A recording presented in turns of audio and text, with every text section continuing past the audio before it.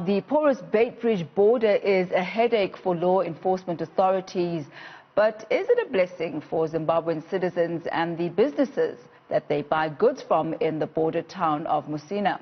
For more on this, we're joined by our reporter Hitekani Magwedze, who is in Musina. A very good afternoon to you, Hitekani.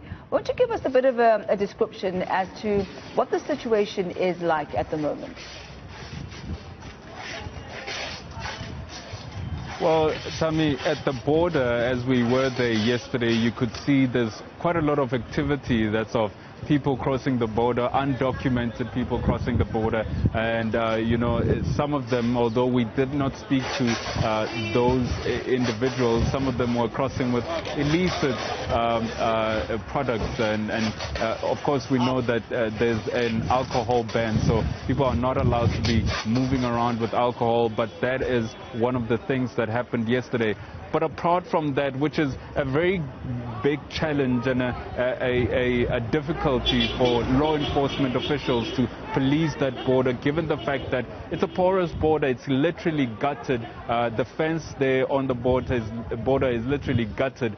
But further away from the border, in the border town of Musina, it seems as if the illegal things that are going on there are kind of the spin-off thereof in the town of Musina is quite beneficial to businesses. As you can see, some of the things that are being wrapped up here, these are things that are being bought from shops all around here in Musina, from people who are coming from Zimbabwe. Although it's not all of them who have crossed the border undocumented to buy these things. Some of them are locals here in Musina or further away into Johannesburg who buy these things so that they can be transported to their families in Zimbabwe. This is, Tammy, a very huge boost to some businesses here in Musina, considering the fact that South Africa is in a challenging time economically. The fact that there are people from Zimbabwe who either cross the border or stay in South Africa who buy these things continuously on a daily basis. As you can see, it's a hub of activity. This is not the only street that is this busy.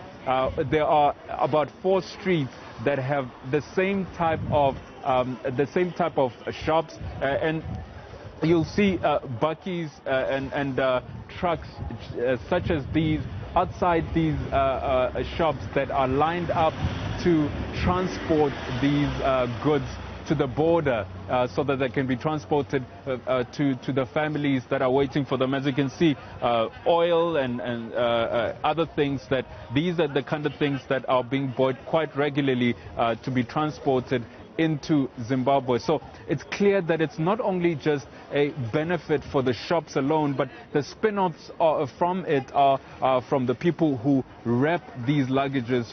Believe it or not, it's not only airports that wrap your luggage. There is that factor and feature here in the streets of Musina. You can wrap your luggage, and there are other benefits from people who carry this luggage to the border, from the bakkies that have to be paid in order for you to transport these things to the border so that they can get to the families that are waiting for them so desperately in Zimbabwe. So tell me, its benefits, it literally looks like benefits all around for most people here in Musina. Certainly very trying times in Zimbabwe. And I'm wondering, Hitekani, if you've managed to talk to anybody who could give you insight about the prices, because we know obviously that when the demand is high, the prices also tend to skyrocket.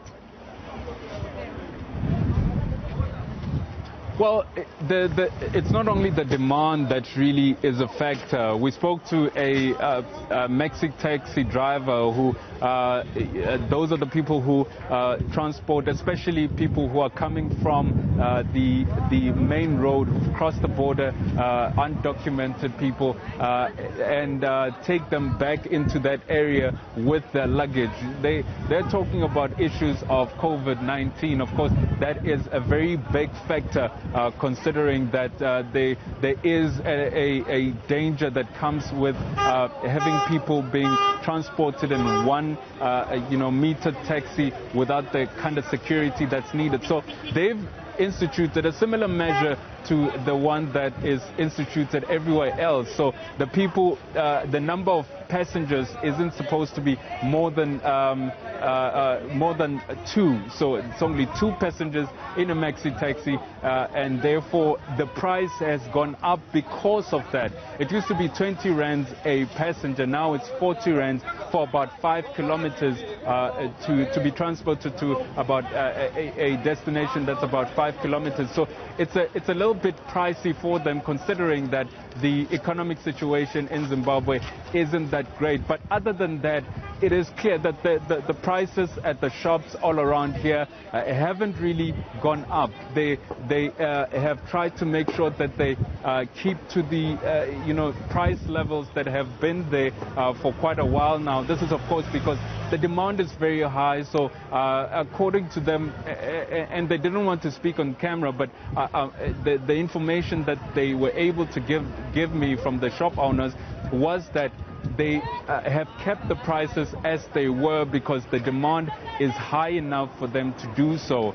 So they are currently making a considerable profit. But I must emphasize, Tommy, the lockdown, however, that the Zimbabwean government has instituted about 2 weeks ago is kind of costing a lot of the businesses here, because they used to see a very high number of people crossing the border to come and buy things here. But because of the lockdown and because of the fact that there are soldiers enforcing the lockdown in Zimbabwe, and we hear of stories being beaten if they leave or if people leave their homes, because of that lockdown, a lot less people are brave enough to leave their homes and and go against the lockdown to come and buy things here. So there is recently an impact on the businesses here because of that lockdown in Zimbabwe. Well, thank you so much for that update, Hitekani. That's our Hitekani Magwedze, who's out in Musina, where a large number of Zimbabweans, at least those who are able to access it and come through and cross over into South Africa, go there for a lot of their shopping and to get the bare necessities that they need.